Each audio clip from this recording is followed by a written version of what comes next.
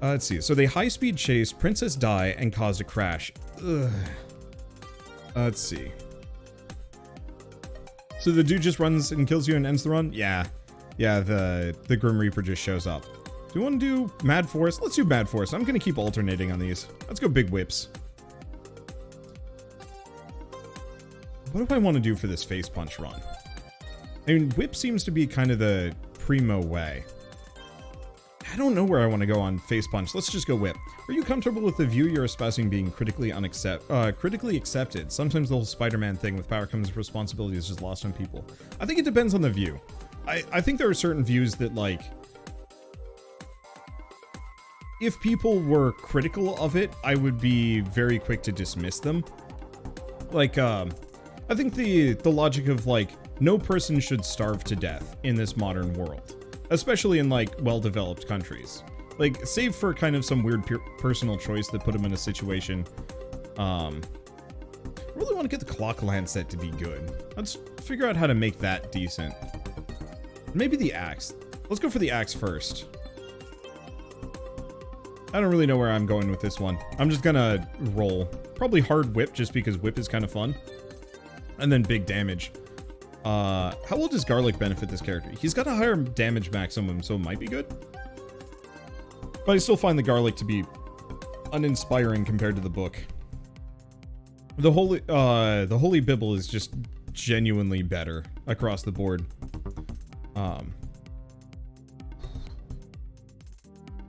I'm face punching. Do I want knife? No, I don't want knife. Let's go Bibble.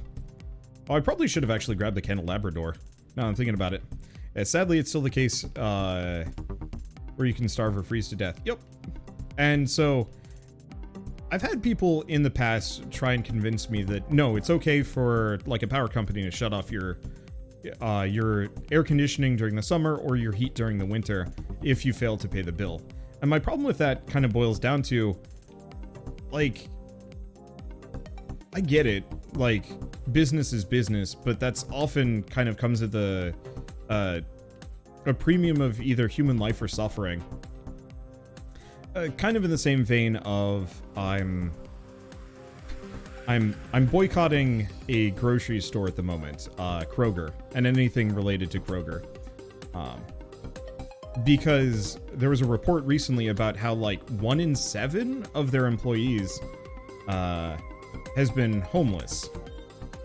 Or experienced, you know, some level of homelessness over the last, was it year? It was like a surprisingly short period of time for this kind of thing, but even then, that's like a horrifying statistic. Do I want to go for the cross if I'm face punching? Maybe not. Yeah, 10k bills during the Texas storm. I saw somebody saying, let's not get political about this, but I feel like a lot of this stuff should not actually be politics. Policy maybe, but not politics. When stuff like human life and survival and health and whatnot becomes politics, I feel like that's when things become problematic. Kind of the same as like gay rights and whatnot. Like, I could see that being a ideological difference, but once that ideology becomes politics, then it's no longer politics, and then it's just trying to use the powers that be to force maybe a prejudice. And so I guess my retort with a number of these would always be, there are certain things that I do not believe that should actually be political have been made as such, and therefore I do not recognize them as such. But I don't want to get too far into that one. But so for like the Kroger one, like, I don't want to shop at a grocery store that, this is going to sound weird, but I don't want to shop at a grocery store who pays so low that their employees are potentially homeless. I'm not going to be spending hundreds of dollars at a place that can barely bother to pay their employees like a decent wage. That's just not, that's not acceptable to me.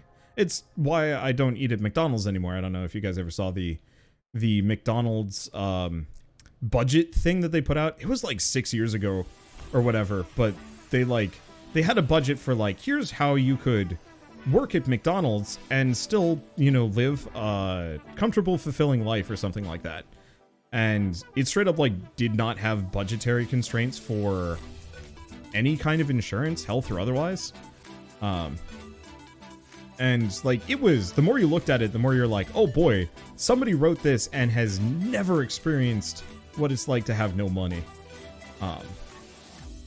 Tract orb or tract orb? Yeah, let's go with this. And it also included a second job. And it's like, that idea is kind of gross. If you want to get a second job because you want to afford something fancy, or if you want to really like try and accrue enough money to retire early, or if you want to do any number of things, like, okay, that's a little bit more fine.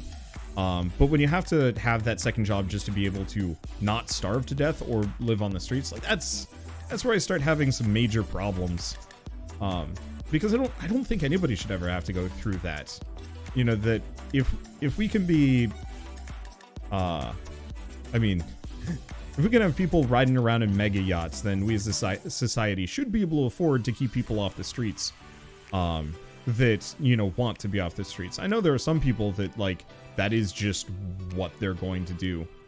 And to some degree, you can't stop them. But I remember, oh gosh, I remember reading about a rise in, like, van living for students in California because the rents are so high that you have to live in, like, either with, like, a gazillion roommates, or... Did that increase my luck? No, I have no idea what finding the clover does.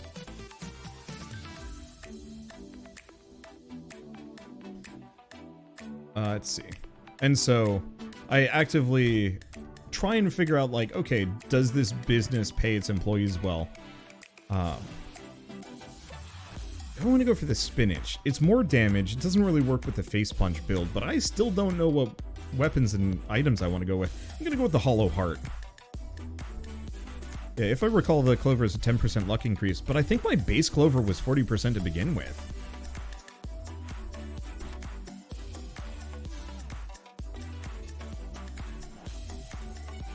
And I realized that, like, ultimately, fundamentally, yes, it does kind of hurt the employees if you stop supporting the business. This was something that came up when I was arguing about why I specifically didn't want to support Diablo 2R, and everybody was like, but it's going to hurt the employees more than the business. And it's like, yeah,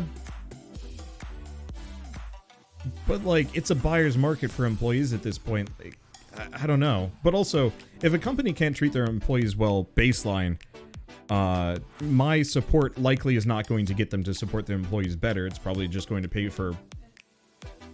It's probably just going to pay for Bobby Kodak's second mansion, which is kind of what I get stuck on.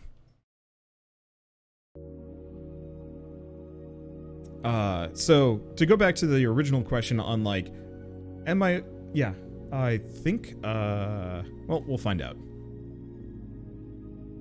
Sometimes when Shell turns on my TV, it absolutely crashes my computer. It looks like I'm fine. Oh. Black screens. This is why I paused. Let's see if it crashes anything. Nope, looks like we're good. Alright, cool. Yeah, supporting a company that exploits its workers doesn't hurt the workers, it facilitates the exploitation. Yeah, it's a really good way of putting it. So, am I okay with the views that I espouse being uncritically accepted? No, actually, I think everybody should think about what I say and actually form their own opinions. However, there's a number of topics that I care deeply about that if somebody were to disagree with me on them, I don't think I'd talk to them. My grandmother is a pretty horrible person now that I've discovered her Facebook and read what she says.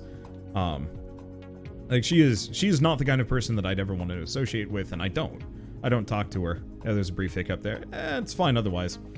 But so, I do not like my grandmother, and I never want to talk to her ever again. And I realize that's kind of sad, but, like, the things that she posts on Facebook are dark. And so, yeah, they're dark, they're ignorant, they're evil. I could go on and on about it, but there are some people who believe certain things that I just will never be able to have a discourse with a person that is kind of in that headspace. And so if those are the only people that are critical of my beliefs, then I think I'm in a good place. You know what? Let's see if I can get the pigeons freaking working on this build. If I'm gonna go face punch with axes, Bible, and the whip. That's a solid base. I bet we could fit the pigeons up in here. And it would not be terrible.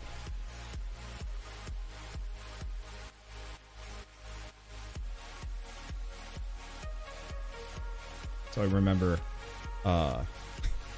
remember being in high school specifically. Do we want the clover? Shit, I don't even know. We want the AoE bonus. We might actually want to grab the spinach. Let's keep leveling up the whip. But I remember when LGBTQ rights were still like being contested. And I realize they still are. But this was like back when Proposition 8 was going through California and whatnot. And a number of my classmates were arguing back and forth. And one of the kind of realizations I had as part of all of it was that every single person that was like, you know, pro Prop 8 and was it Prop 8? I think it was Prop 8. Every single person that was like on the other side of the issue from me was somebody that I already hated vehemently to begin with. Or as part of it realized that I did not know who they were truly and no longer liked them. And it was kind of like, I want to say almost kind of a freeing moment where it's just like, hey, it's kind of okay to not agree with this person. Do we want the empty tome? Yes, we want the empty tome. That's going to go, that's a big DPS upgrade. And so if in saying these things, I only end up upsetting, well, I apologize to anybody that just doesn't want the real world in. Like, it's inevitable a little bit, it leaks a little bit, and it's just sometimes, it's just sitting in my brain and I have to let it out. But if the only people that I truly make, like, actual mad from espousing these beliefs are the people that I would never want to be friends with, then I'm probably okay with talking about it. But I also think no viewpoint should ever be set in stone. I'd be willing to change my mind on certain things. No, some viewpoints I think are okay. I still think human rights are very much... human rights are very much one of those non-negotiable things for me that, like, no amount of somebody trying to logic or proselytize at me will get me to change my ways on that one. But, like, oh god, what's a good example? Well, I mean, a decent one. I used to think hustle culture was like actually a good thing. The idea of just work hard, just kick ass, and eventually you will get to where you want to be. I want to level up the King Bible, but let's max out Whip for now. But, you know, I firmly used to believe that, like, every YouTuber that ever complained about, like, the algorithm was lazy, and I think there's still an amount of that. Like, there's kind of, like, the algorithm is messy, but you absolutely can work within the constraints of it. And some of the changes you might have noticed on my YouTube channel kind of reflect that. But that, for a while, I sincerely believed that a number of YouTubers that were having a bad time with, like, algorithm changes... Oh... We probably want the duplicator more than anything else. Maybe. Yeah. Because that'll make my Bible better. We should probably just get out of here. The plants barely do damage to me, so it doesn't really matter.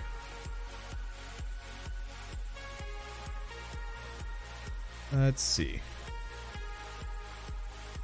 But, what was I going to say? Gosh, where was I, actually?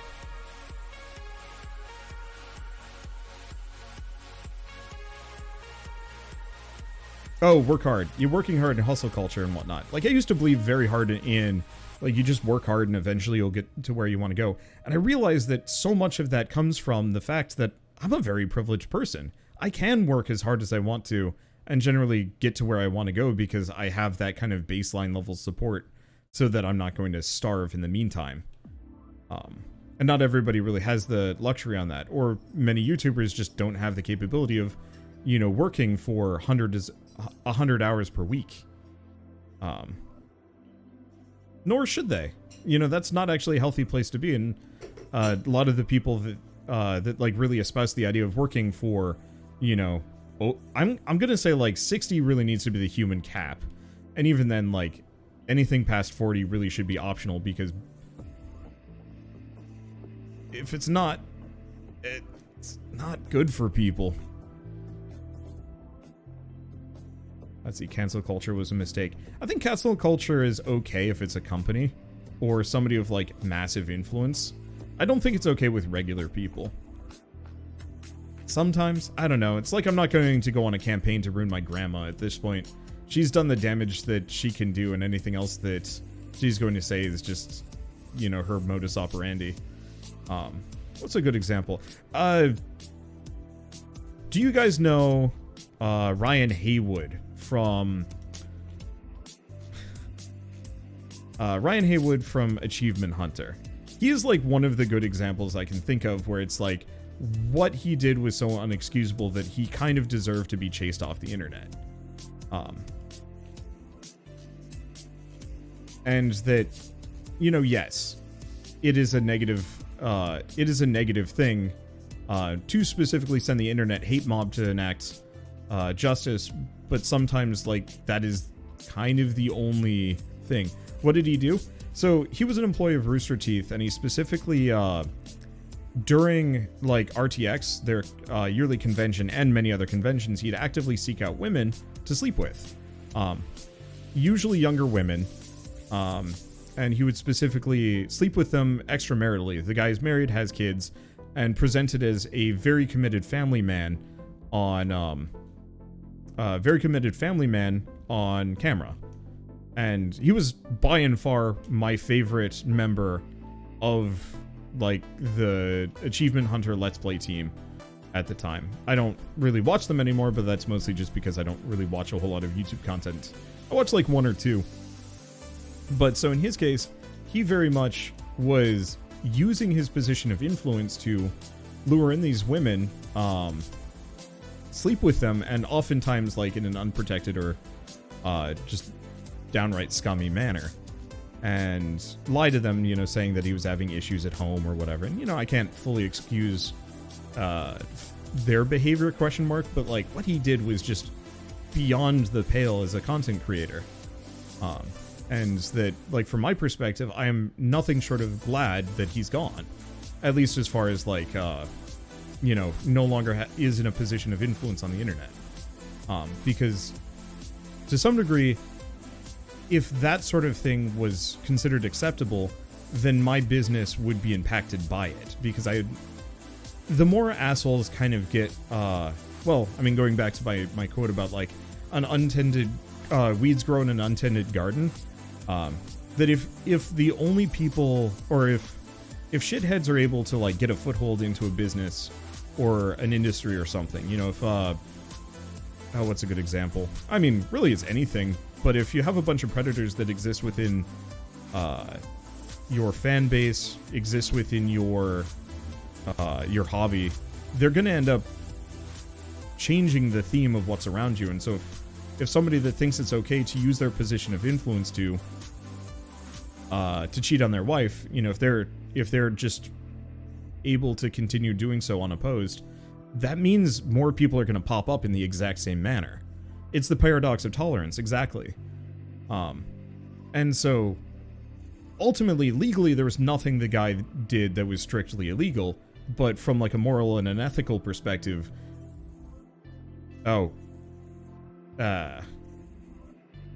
but like from a moral and an ethical perspective, the man did not deserve to have a podium anymore. And like, I realize a lot of people kind of take umbrage with this kind of culture, and I think there is like a heavy negative penalty to it, because a lot of people get very addicted to the idea of chasing other people off the internet, finding something that somebody has said or done or believed at any point in their do I want the clover? What am I even doing? I want pigeons. That's what I want. I haven't actually seen them go by. I thought it was just seducing them, not sexual. I mean, it could be. I'm not going to go further into the hearsay on this, because at this point, it was an example, and I want to move on from a specific person. He was just the easiest one I could think of. But that I think it is important to some degree to still have this level of accountability for people that can't be just pursued legally or you know, judicially or something like that.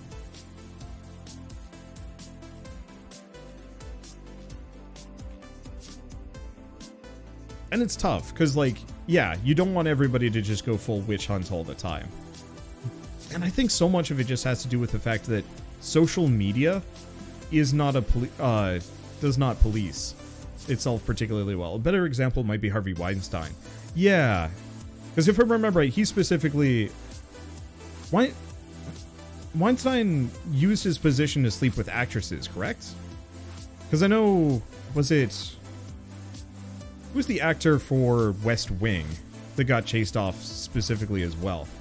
But I think a lot of this boils down to the fact that a lot of social media companies don't manage themselves or call it all. Actually, that's kind of a good example. How many of you guys have paid attention? Oh, Kevin Spacey, that's what it was. How many of you guys paid attention to the Twitch, the TV meta thing that happened over the last week? Where effectively a bunch of Twitch creators were House of Cards. There we go, not West Wing. Sorry about that. Kevin Spacey. I don't watch TV. But Ebony Wings. Hey, there's a pigeon. But so for people like Kevin Spacey and whatnot, what they did was inexcusable, and now at this point, they no longer really have a job as an actor.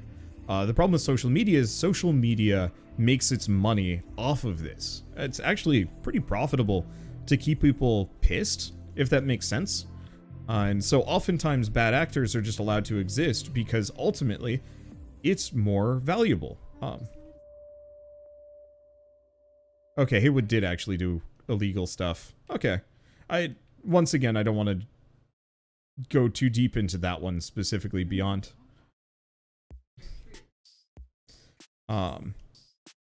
Do I just grab Pentagram at this point, considering my build is near done? I could. If it shows up again, I'll grab Pentagram just for the hell of it. But yeah, Pokemon and Disguised Toast were both banned for watching DMCA content live. Well, copyrighted content, not DMCA necessarily. But yeah, they were watching shows and getting DMCA'd for it, which is like a big no-no. Like if I were to specifically start watching a television show right now, or a movie of any kind that's not somehow, you know, if I were watching like a copyright-free thing, then it'd be okay. I would just get banned permanently because I'm not valuable enough to Twitch for them to keep me around. But these people are so much bigger. Public domain. There we go. But these people are so much bigger and so much more valuable that it's more valuable for Twitch to just not punish them, or just punish them for a little bit. And so this often remains true for a lot of people, that there is kind of no means of potentially shutting them down, save for, yeah, yelling about it on the internet until they're run off entirely. And it's not a good place to be, and I think the best solution is for social media companies to actually manage themselves better and change their business model so it's not just a beat. Wow, my Canadian is being released.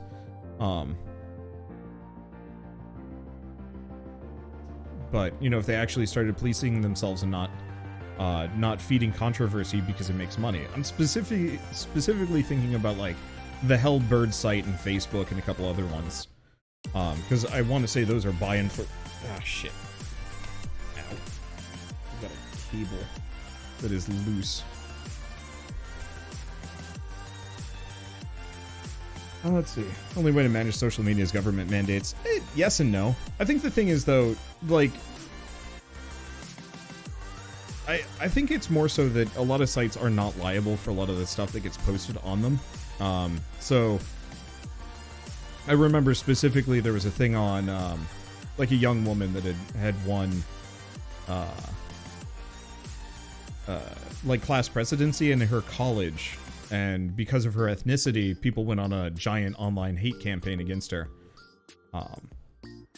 And that they did end up actually finding some people to sue, but they weren't able to go after the social media sites for allowing people to effectively go on a horrible smear campaign against her and really just say some heinous stuff. And yeah, that stuff sticks around for a very, very long time. And, you know, it'd be fine if the social media companies were trying to manage it in some way, but from a YouTube perspective, as a person that makes most of my money off of YouTube, it's nothing short of embarrassing that YouTube is like one of the #1 sources of disinformation just in the world for, you know, anti-vaxxers and a bunch of other social media things and whatnot. And it's like, not a great feeling. Do you want to get more ebony wing? Yeah. Oh, this is actually getting a little tight. I guess it is what happens when you only have 3.5 weapons, but still. Let's see. I'm shocked I haven't seen Pigeon come by. Luckily, we've got the whip to heal me back up again, so if I take a couple errant hits, it's not so bad. Problem is free speech always comes back to free speech and the fact that anonymity gives people power. Yeah, no, I think that's very valid. Yeah. That honestly any of you guys could really say anything you wanted to, and I could ban you, but save for like convincing Twitch to do an IP ban, you could potentially make an alt come back and say the same bad thing again over and over and over again. And, you know, Twitch has gotten a little bit better about policing that comparatively. You know, hate raids are still a thing, but they're not as bad of one. Well, I said I was going to get the clock land set, so we're going to do it. Wander's a poopy head. Oh, no. I mean, it's the sushi. I blame it. But that, like, to some degree, I think that anonymity is still important, just because I think culturally it's a good equalizer. If everybody's kind of this anonymous nobody, then there's less of a feeling of, I don't want to say inequality when it comes to sharing ideas and talking to people, but it often does support a level of, like, weird negativity that I don't think I've seen anywhere else. Shell says, wish people weren't anonymous so she could sue them. I don't know if you guys have seen, but hey, there's Pigeon. Perfect, finally. There's a new thing for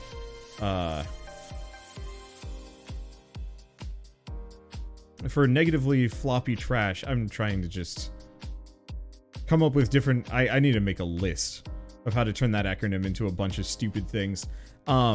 But effectively, people have been adding YouTube channels to the blockchain and selling it. Not as a joke, but like as an actual like, hey, you can buy Jesse Cox's channel for like $17, and it's not true. But anybody, like, if somebody were to do that to my channel and then sell it for $10,000, like, one, whoever buys that just got scammed hard, but that I could not find who did that and have like legal consequences for doing so. Notably, Flappy Transformations. Thank you. I just need to make a spreadsheet of just like stupid versions of that. I think part of it is, for a lot of these, is that the internet isn't just useful for just like hanging out with people and discussing interesting things anymore. The internet is like where people make shit tons of money fast. Through theft, scams, and exploits and other things.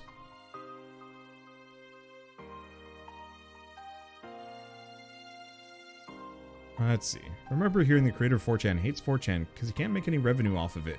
It has no ads. Oh, right, because no one will want to ever advertise on 4chan? Yeah. Yeah, very much. I think there was a brief period of about a month that I was on that site because a friend had said like, hey, it's kind of a cool place to hang out. And then afterwards he's like, so what'd you think? And I'm like, these people are terrible. I've just never gone back. Wow. Okay, those pigeons are starting to just shred things. I think the big issue with the pigeons is just you actually have to bring them to bear, and that's a little tough. Do you plan on cheesing death? Nah. I could. I know people can. And, like, if it's convenient for me to do so, neat. Still have no idea why art NFTs are a thing. I think it's because fundamentally the idea of digital art makes the artwork infinitely kind of reusable. And so, to some degree, the idea of selling like a piece of artwork has been kind of inherently cheapened by how easy it is to reproduce it nowadays. You know, an oil painting, you can't just copy and paste. You can't just, you know, sell it for $5 a pop off of your Etsy store. And like, you can turn it into a print with like a good scanner and a bunch of other things. And I know it doesn't help with it at all, but the core idea of it being that, I think that's where it started. The problem is, it doesn't work that way. Wow, Clock Lancet gets kind of nuts. If we get lucky, if we freeze death, I'll do circles around him. NFTs are great, provided the idea of great is Ponzi schemes. Yup. And so, like, I can see the fundamental logic behind the original idea behind starting it. But yeah, nowadays it's just, how much shit can we get away with selling before somebody shuts us down? You know, how much art can we steal off of DeviantArt to sell before DeviantArt gets wise and then adds tools to stop us? And because, you know, a lot of sites aren't forced to self-regulate, you know, thinking about stuff like Amazon, or I mean OpenSea, or just social media in general. You know, they're not really required to manage themselves. There's no real feeling of like these companies need to sit down and actually and stop this sort of thing. And yeah, there's no barrier for entry, so even if you did kind of stop them, they just come right back. Yeah, someone compared them to companies that sell stars. Yup. But that most of the people that I've seen really pushing for this kind of thing, it very much kind of like the YouTubers I was talking about, where it's rush for the money, get out while you can. But the problem is almost all of that logic always leads to somebody else holding the bag, or at least having a negative experience as a result of it in some way, shape, or form.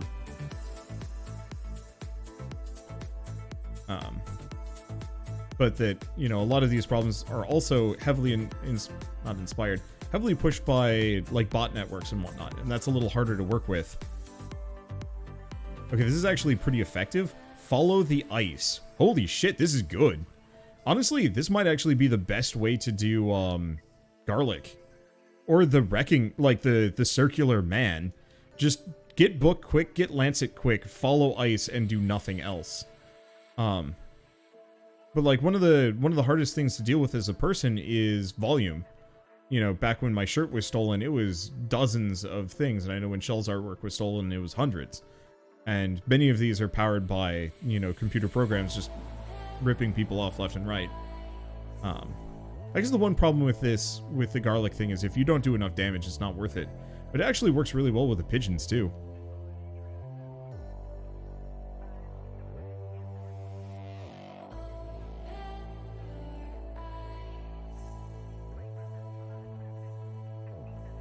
Let's see. Social media, as it is built within a capitalist context. It's built to make all the money possible first. Everything else is just a byproduct. Yep. I think New Zealand should just bite the bullet and make a social media website that is fully non-profit but open to the rest of the world. No ads, no profit incentives. You're not even really allowed to connect with people outside of your social circles unless it's somebody that you know directly or something. You know, back when Facebook was good, when it was just the people that you knew well. New Zealand should rule the world. I mean, they have their own problems. One of the biggest issues with New Zealand that I know of is specifically they're having serious property issues because a lot of people are trying to buy investment properties there, but also like kind of vacation homes, but also like climate durable homes. So it's like, if shit does go south, New Zealand is probably one of the places that might not go under in the same way. And so there's a lot of like foreign money kind of investing in certain parts of New Zealand in a way that could make it really bad. And so I think they're doing very well for themselves socially. I mean, even from the perspective of like, I believe it was New Zealand recently banned smoking for anybody under the age of whatever, so that they can properly, like, fully excise it from their society. And I think that's actually really cool. I know a lot of people would be like, tyranny, but like smoking does nothing for nobody. And, yeah.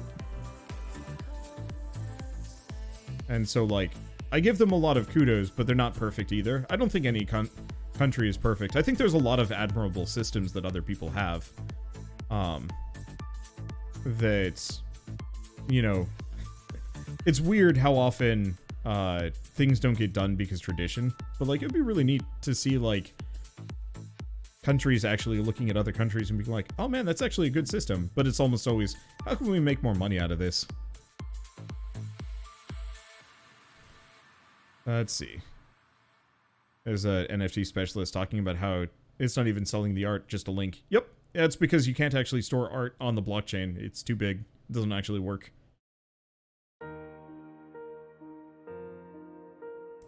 I feel like half the problem is the existence of money. It's power, and money doesn't care who owns it and what they do with it. But I don't know if there's anything else that could replace it. I mean, the thing is, it's not necessarily that you need to get rid of finances in the same way. Wow, it's getting late. Laggy here.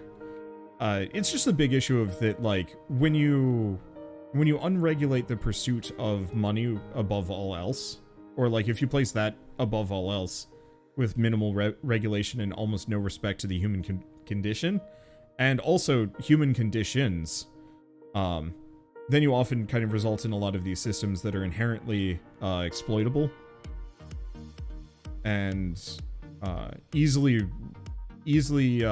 kind of ruin for everybody, because kind of power collects at the top, and that's kind of a bad place to be, because you end up with a lot of people that will go way out of their way, maybe for a justified reason. Like, I don't know how many of these scammers are people that actually, you know, do need the money for medical bills or any number of things, but it's no excuse.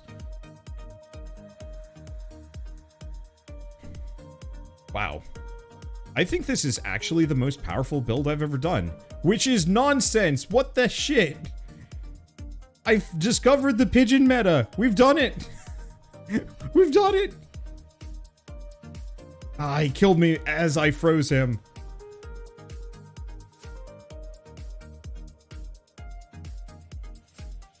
Bird power. Wow. It actually... you're not wrong. It was bird power. I didn't think you could do this, but the Ebony Wings and Pigeon were my highest DPS things by far. Death... Oh, wait, no. Death Spiral is up in there. Look at that deeps. I didn't think you could pigeon it, but we got it. Maybe it's a good idea to turn off the damage numbers to save your bitrate a little. No, cannot do that.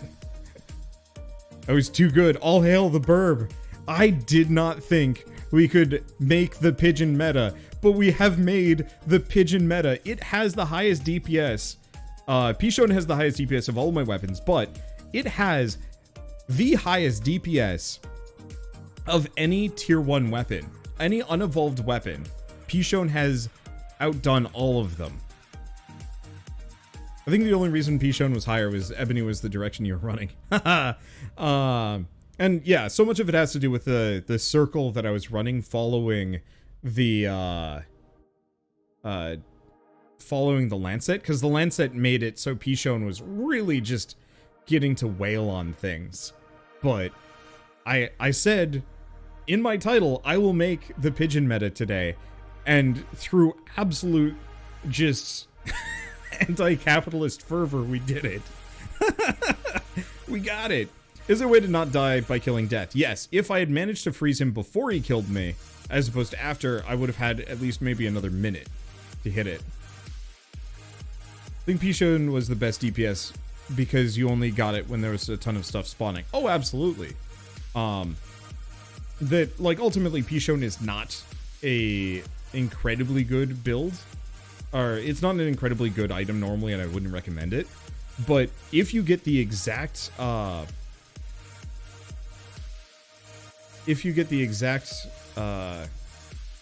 right combination, you can probably turn Pigeon, well, you absolutely can turn Pigeon into a hard carry in a way that no other weapon can quite cope with. Or max. Anyway, don't understand positioning of Death Spiral on the list. It's based on time, I believe. Specifically, it's based on how long you had that weapon, or kind of time for acquisition.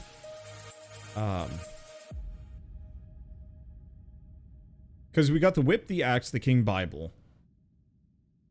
Wait, did I not actually fill my build out? Oh, no, we did, because there was a lancet. But yeah, it's order of acquisition. Not sorted by DPS. I wish you could actually sort based on that. But yeah, it's just order of acquisition, nothing more. I do wish it had the lancet on here, just because. Either way, that was the satisfying run I was looking for. I apologize we went full deep into ethos there, but at the same time, I think that's the thing. My superpower is just getting mad about the world, and then it makes this game tragically easy.